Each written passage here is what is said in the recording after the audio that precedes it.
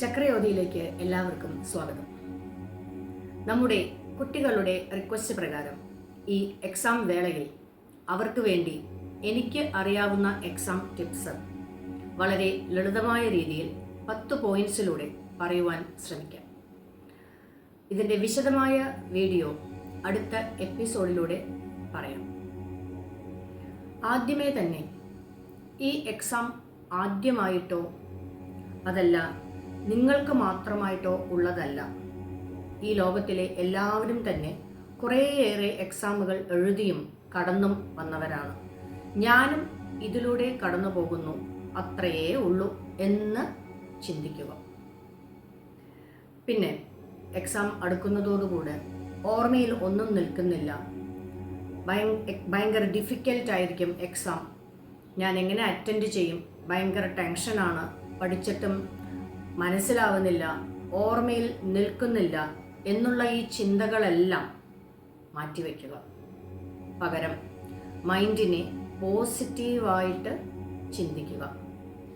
എനിക്ക് പഠിക്കാൻ പറ്റും, എനിക്ക് ഓർമ്മശക്തി ഉണ്ടാകും എന്ന് പറഞ്ഞുകൊണ്ടേയിരിക്കുക, ചിന്തിച്ചുകൊണ്ടേയിരിക്കുക.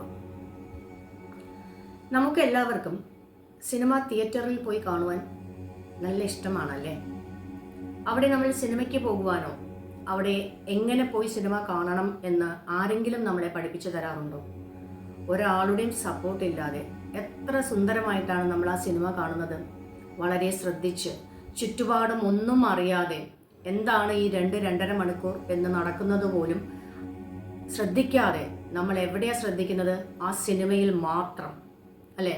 അത് ശരിക്കും നമുക്ക് അങ്ങനെ തന്നെ അബ്സോർബ് ചെയ്ത് ഓരോരോ നിമിഷവും ആ സിനിമയിൽ നടക്കുന്നത് എന്താണ് അതേപോലെ നമ്മൾ സ്പോഞ്ച് പോലെ നമ്മൾ നമ്മുടെ മൈൻഡിലേക്ക് പകർത്തുകയാണ് അല്ലേ?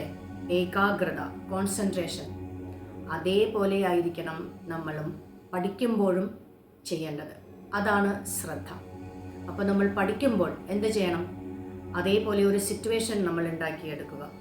എന്നിട്ട് പഠിക്കുമ്പോൾ പഠിത്തത്തിൽ മാത്രം ശ്രദ്ധിച്ച് കോൺസെൻട്രേറ്റ് ചെയ്ത് ചുറ്റുപാടും എന്താണ് നടക്കുന്നത് എന്ന് മനസ്സിലാക്കാൻ അറിയരുത്. നമ്മൾ ആ ഒരു ബുക്ക് അല്ലെങ്കിൽ ആ ഒരു സബ്ജക്റ്റ് എന്താണോ നമുക്ക് വേണ്ടത് അത് എന്നിലേക്ക്, എൻ്റെ മൈൻഡിലേക്ക്, എനിക്ക് വേണ്ടി എന്നുള്ള ആ വിചാരത്തോടു കൂടെ വേണം നമ്മൾ അത് പഠിക്കാൻ. നമ്മുടെ ശ്രദ്ധ സിനിമയിൽ നമ്മൾ എങ്ങനെയാണോ ഇൻട്രസ്റ്റഡ് ആയിട്ട് നമ്മൾ കാണുവാൻ ശ്രമിക്കുന്നത് അതേപോലെ തന്നെ നമ്മുടെ സബ്ജക്റ്റിനെയും സ്നേഹിക്കണം, ഇഷ്ടപ്പെടണം. എങ്കിൽ നമുക്ക് ഒരുപാട് നേരം, ഒരുപാട് പ്രാവശ്യം ഒന്നും വായിക്കേണ്ട. സിനിമ കുറേ പ്രാവശ്യം കാണുന്നില്ലല്ലോ, ഒരു പ്രാവശ്യമല്ലേ കാണുന്നുള്ളൂ, അത് മൈൻഡിൽ നിൽക്കുന്നുണ്ടല്ലോ. അതേപോലെ തന്നെ ശ്രദ്ധിച്ച് ഇഷ്ടത്തോടു കൂടി നമ്മൾ വായിക്കുന്ന കണ്ടന്റ് നമ്മുടെ മൈൻഡിലോട്ട് ശ്രദ്ധിച്ച് ഫോക്കസ് ചെയ്ത് കോൺസെൻട്രേഷൻ ചെയ്ത് പഠിച്ചാൽ അത് മതി. കുറച്ച് സമയം പഠിച്ചാൽ മതി, ശ്രദ്ധിച്ച് പഠിച്ചാൽ മതി. ഒരുപാട് സമയം പഠിക്കേണ്ട.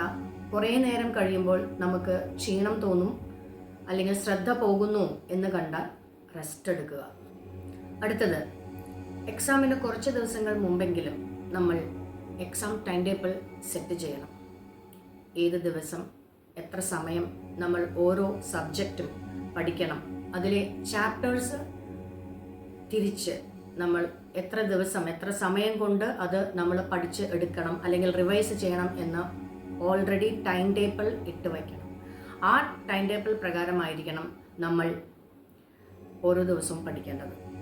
ഇനി ഓരോരോ ചാപ്റ്റേഴ്സിൻ്റെ important points, objectives, main content ചെറുതാക്കി എഴുതി അത് ഓരോ ചാപ്റ്റേഴ്സിൻ്റെയും ആ ഫ്രണ്ട് പേജിൽ പേസ്റ്റ് ചെയ്താൽ ഓരോ ചാപ്റ്റർ എടുക്കുമ്പോഴത്തേക്കും ഇന്ന ചാപ്റ്ററിൻ്റെ ഇതാണ് ഒബ്ജക്റ്റീവ്സ് എന്ന് ഓർക്കാൻ വളരെ എളുപ്പമായിരിക്കും. മാത്രമല്ല അതിൻ്റെ ആ ചാപ്റ്ററിൻ്റെ ഒരു മൊത്തത്തിലൊരു ഉള്ളടക്കം മനസ്സിലാക്കുന്നതോടുകൂടി ആ ചാപ്റ്റർ അവിടെ നമുക്ക് ബ്രെയിനിൽ ഉറയ്ക്കുകയാണ്. അടുത്തത്, പഠിക്കാനിരിക്കുന്ന പോസ്ചർ വളരെ ഇമ്പോർട്ടൻ്റ് ആണ്. പഠിക്കുമ്പോൾ സ്ട്രെയിറ്റ് ആയിട്ട് ഇരുന്ന് നമ്മുടെ ചുറ്റുപാടും നല്ല അന്തരീക്ഷം, നല്ല വായു ഉള്ള സ്ഥലത്ത് ഇരുന്ന് വേണം പഠിക്കാൻ. അതെല്ലാം നമ്മുടെ പഠിത്തത്തിനെയും ബാധിക്കും എന്നുള്ളത് കൊണ്ട് തന്നെ ബെഡിൽ കിടന്ന് വായിക്കുന്നത് ഒരു നല്ല ശീലമല്ല.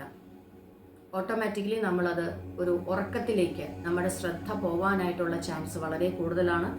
പരീക്ഷാ സമയമായതുകൊണ്ട് കൂടുതൽ സമയം നമ്മൾ പഠിക്കുന്നത് കൊണ്ടും കിടന്ന് പഠിച്ചാൽ പെട്ടെന്ന് ഉറങ്ങിപ്പോവാൻ ചാൻസ് ഉണ്ട്. ശ്രദ്ധിച്ച് പഠിക്കണമെങ്കിൽ ആ ഒരു പോസ്ചർ സ്ട്രെയിറ്റ് ആയിട്ട് ഇരുന്ന് തന്നെ നമ്മൾ പഠിച്ചാലേ നമ്മുടെ ബ്രെയിനിലോട്ട് അത് എത്തുകയുള്ളൂ. അതുപോലെ തന്നെ വയറ് നിറച്ചിട്ട് സമയം കളയാതിരിക്കാൻ ഭക്ഷണം കഴിച്ചിട്ട് ഉടനെ തന്നെ വായിക്കുന്നതും അത്ര ശരിയല്ല. കാരണം വയറ് നിറച്ച് കഴിയുമ്പോൾ നമുക്കൊരു ടയർഡ്നെസ് ഫീലിംഗ് വരുന്നത് കൊണ്ട് നമുക്ക് ആ കോൺസെൻട്രേഷനിലോട്ട് എത്താൻ കുറച്ച് സമയമെടുക്കും. അപ്പം അതുകൊണ്ട് ഈ സമയങ്ങളിൽ അല്ലെങ്കിൽ കറക്റ്റ് പോസ്ചർ അല്ലാതെ ഒന്നും ആ സമയത്ത് പഠിക്കരുത്. പിന്നെ പഠിക്കുമ്പോൾ ഒരുപാട് സമയം ഇങ്ങനെ പഠിക്കണമെന്നോ ബൈ ഹാർട്ട് ചെയ്യണമെന്നോ ഒരു നിർബന്ധവുമില്ല.